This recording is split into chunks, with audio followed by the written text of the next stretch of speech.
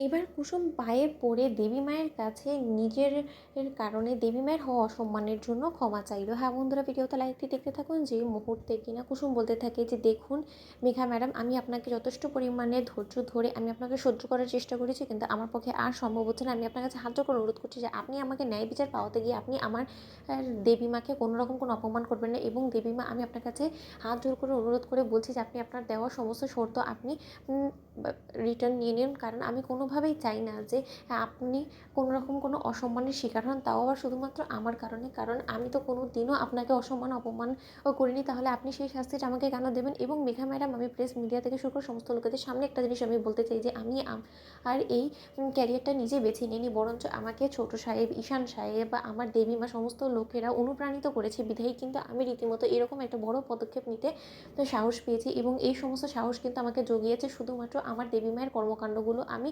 তাকে দেখে শিখেছি যে কী করে ঘরে বাইরে সমস্ত দিকটা সামলাতে হয়, এবং এই সমস্ত কিছু দেখেই কিন্তু আমি এই সমস্ত কিছু করার সাহস করেছি। তাই বলে আপনি যদি মনে করে থাকেন যে দিনের পর দিন আমার উপরে এই বাড়ির লোকেরা চাপ প্রয়োগ করে আমাকে দমিয়ে রাখার চেষ্টা করছে, সেরকমটা নয়। এবং আমি আর এক মুহূর্তে আপনাকে এই বাড়িতে সহ্য করতে চাই না। ঠিক সেই মুহূর্তে ইন্দ্রাণী গাঙ্গুলি কে যখন কিনা এক্সপোজ করতে গিয়ে রীতিমতো মেঘা নিজেই অপমানের শিকার হয়ে যায়, ঠিক সেই মুহূর্তে মেঘা বলতে থাকে যে, কুসুম, এর জন্য তোমাকে একদিন পস্তাতে হবে, এবং সেদিন তুমি আমার কাছে এসে আমার পায়ে পড়ে তুমি ভিক্ষে চাইবে তোমাকে যাতে আমি একটা কাজ দিই, তখন কিন্তু আমার কাছে আর তোমার জন্য সময় থাকবে না। ঠিক সেই মুহূর্তে ইন্দ্রাণী গাঙ্গুলি হাতে ধরে যখন কিনা এক পর্যায়ে মেঘাকে বাড়ির বাইরে দাঁড় করিয়ে বলতে থাকে যে, জাস্ট গেট আউট মেঘা, আমি তোমাকে এক মুহূর্ত আর আমার বাড়িতে বরদাস্ত করবো না। ঠিক সেই মুহূর্তে মেঘা চ্যালেঞ্জ করে ইন্দ্রাণী গাঙ্গুলিকে বলতে থাকে যে, হে ইউ ইন্দ্রাণী গাঙ্গুলি, তুমি কি মনে করেছো যে এটাই শেষ তোমার? কিন্তু এখন সবেমাত্র শুরু হলো। এবার দেখো এই মেঘার সঙ্গে শত্রুতা করার ফল কতটা ভয়াবহ হয়। তুমি কি মনে করেছো যে আমি দেবলী না? আমি কোনো মতেই দেবলী না যে কিনা কাঁচা কাজ করে এত সহজে পুলিশের হাতে ধরা পড়ে গিয়েছে। আমি মেঘা, এবং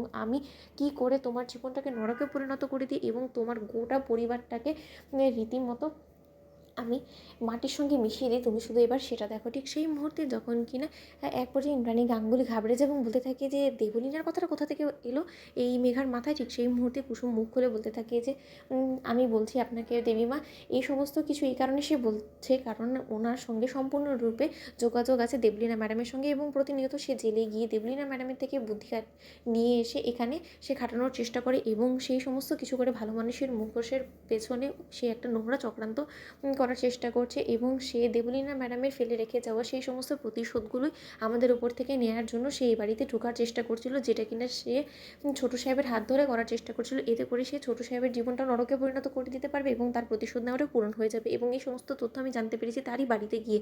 তো বন্ধুরা, লাইক এবং শেয়ার করে সাবস্ক্রাইব করতে ভুলো না।